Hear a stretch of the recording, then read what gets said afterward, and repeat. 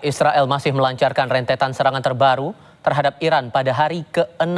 Dalam serangan ini, militer Israel menargetkan fasilitas pembuatan senjata Iran di Teheran.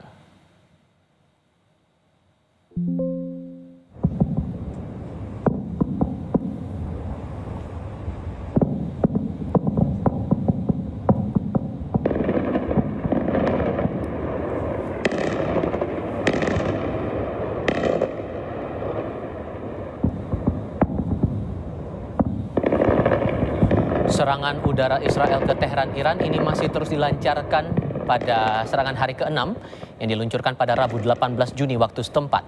Israel mengklaim telah meluncurkan lebih dari 50 jet tempur untuk melakukan serangan ke fasilitas produksi alat dan senjata di area Teheran.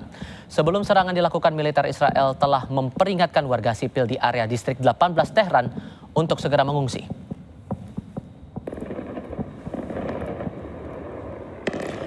Presiden Amerika Serikat Donald Trump memperingatkan penduduk Iran segera meninggalkan kota Teheran demi keselamatan.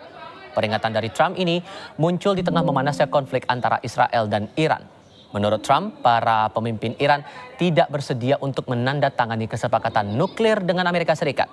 Sementara itu, warga Teheran telah meninggalkan ibu kota Iran untuk menghindari serangan Israel. Pihak berwenang Iran telah menutup wilayah udara sipil hingga pemberitahuan lebih lanjut karena serangan Israel.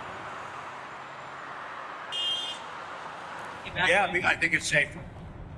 There's a lot of bad things happening. No, I think it's safer for them to evacuate. I don't know. I've been negotiating. I told them to do the deal. They shouldn't have done the deal. The cities have been blown to pieces and lost a lot of people.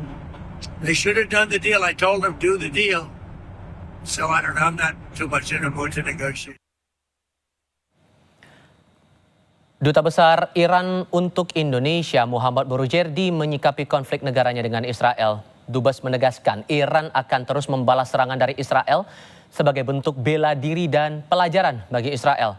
Iran menyebut tidak akan melibatkan negara lain sebagai mediator.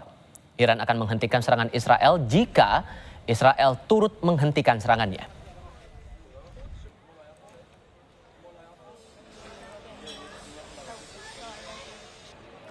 Perang